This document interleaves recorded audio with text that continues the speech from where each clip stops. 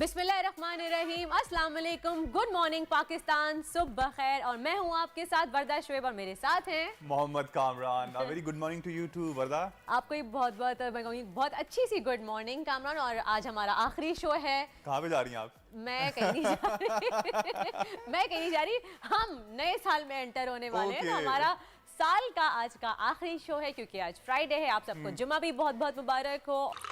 आजकल जिंदगी ही सुबह आउट ऑफ कंट्रोल है, दुनिया बोल है, पूरी दुनिया बोल है। Welcome back after the break. आप देख रहे हैं दुनिया बोल है, और टेबल पे सामने आप देख रहे हैं इतना खूबसूरत सा केक रखा हुआ है। ये जो उन्होंने बना के दिया है H&H डिलाइट्स ने, और मैं थैंक यू कहना चाहूँगी इनका, क्योंकि उन्होंने न्यू ईयर के लिए हमें ये केक बना के भेजा। Thank you so much. आप इनको ऑनलाइन ऑर्डर भी कर सकते हैं। इनका फेसबुक इंस्टाग्राम पेज है H&H डिलाइट के नाम से। चलें जी, आगे बढ़ते हैं अपने सेगमेंट की जानिब। कल हमने आपसे कहा था कि अगर आपको इस्लामिक बैंकिंग के हवाले से जानना है या सूद के हवाले से डिटेल्स जाननी है, तो हमारे साथ मौजूद हैं अल्लामा इलियास सत्तार साहब। उनको वेलकम कहेंगे, उनसे जानेंगे कि असल में सूद है क्या और इस्लाम में इसको हराम क्यों करार दिया गया है। तो अस्सलाम वालेकुम अल्लामा साहब, एंड बहुत बहुत शुक्रिया आपने हमें अपना वक्त दिया। सबसे पहला सवाल करना चाहूँगी अल्लामा साहब आपसे कि इस्लाम से पहले सूद की शक्ल क्या थी? औज़ु बिल्लाहि मिनश्शैतानिर्रजीम, बिस्मिल्लाहिर्रहमानिर्रहीम, नहमदुहु व नसल्ली अला रसूलिल करीम, इंशाअल्लाह माशाअल्लाह। रिबा जो है ये बहुत पुराना चीज़ है, और कुरान में जब रिबा को बैंड किया तो ये वो रिबा था जो यहूदियत के दौर में भी था, ईसाईयत के दौर में भी था, और जब कुरान का नुज़ुल हो रहा था उस वक़्त भी था। तो रिबा तो था, और उसी रिबा को बैंड किया गया। तो वो रिबा क्या था ये मालूम होना ज़रूरी है।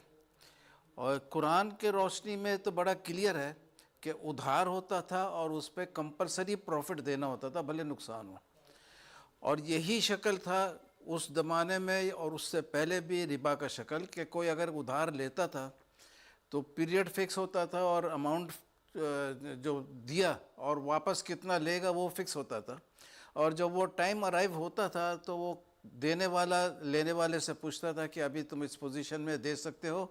अगर नहीं दे सकता था तो उससे वो जो टाइम पीरियड इंक्रीज़ होता था, तो अमाउंट जो दिया था कर्ज और उसके ऊपर जो मार्कअप था वो सब ऐड होके, और फिर उसके ऊपर से मज़ीद एक्सटेंडेड पीरियड के लिए मार्कअप ऐड करके फिर बताता था अब इतना देना होगा।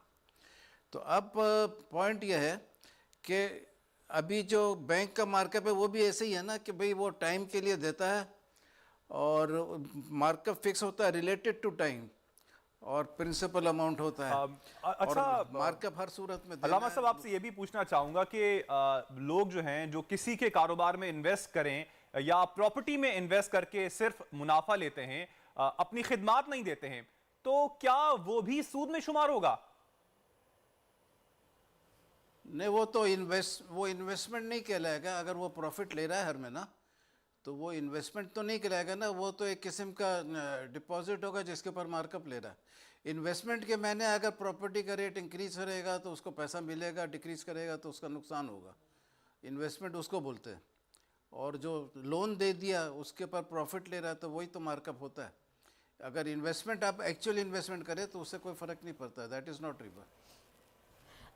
सही लामा साथ ऐसी रिवायत भी मिलती हैं कि सहाबा के दौर में भी उधार अगर वक्त पर वापस ना किया जाए तो उस पर पेनल्टीज लगाई जाती थी। तो इस्लामिक बैंक्स को पेनल्टी की इजाज़त क्यों है फिर? हाँ, ये मैंने सवाल पूछा था इंस्टीट्यूट ऑफ चार्टर्ड अकाउंटेंट में। तो वो जो साहब स्टेज पे बैठ के थे उन्होंने बहुत इंटरेस्टिंग जवाब दिया। वो बोले कि इस बैंक के पेनल्टी क्लॉज को साबित करने के लिए वो सहाबा के एग्जांपल दे रहे थे कि एक सहाबा ने दूसरे को पैसा कर्ज दिया और बगैर प्रॉफिट के दिया, वैसे फ्रेंडली लोन दिया, लेकिन वो बोले थे कि मंडे को देंगे। तो बोले अगर मंडे को नहीं दोगे और अगर लेट करोगे तो फिर इतना पैसा सदका करना होगा तुमको। अच्छा, बाद में फिर खुद ही एक्सप्लेन कर दिया कि उनके सदक़े में और हमारे पेनल्टी क्लॉज में दो फ़र्क है। एक फ़र्क ये है कि उनका वन टाइम सदका था कि इतना पैसा सदका देना है और वो जितना भी लेट करे वो इंक्रीज़ नहीं होगा। लेकिन बैंक के साथ पेनल्टी में यह है कि जितना महीना डिले करेंगे उतना वो बढ़ते रहेगा। और दूसरा फ़र्क यह है कि अगर वो सहाबी पेनल्टी नहीं देते तो क़यामत के दिन अल्लाह को जवाब देते हैं। लेकिन अगर कोई दुनिया का बोरोवर अगर पेनल्टी ना दे तो वो कोर्ट में जाके उस पेनल्टी को वसूल करेंगे। तो ये दो अहम फ़र्क है। तो इसी में तो मैंने बोला भाई यही तो है सूद कराने का, तो इसी को तो सूद बोलते हैं, और किसको बोलते हैं? तो वो सूद नहीं था, ये सूद है। वो पेनल्टी वन टाइम था। इलेक्ट्रिक बिल के पीछे भी एक ज़माने में आता था कि ड्यू डेट के बाद दोगे इतना पेनल्टी, लेकिन आप जितना भी डिले करें लाइन काट देगा, लेकिन पेनल्टी और फिर नहीं लगाते रहेगा। तो ये फ़र्क है सहाबा के पेनल्टी में और हमारे पेनल्टी में। तो खाली वो पेनल्टी का लफ्ज़ इस्तेमाल कर ले, वो भी करते थे, हम भी करते थे, इज़ नॉट इनफ।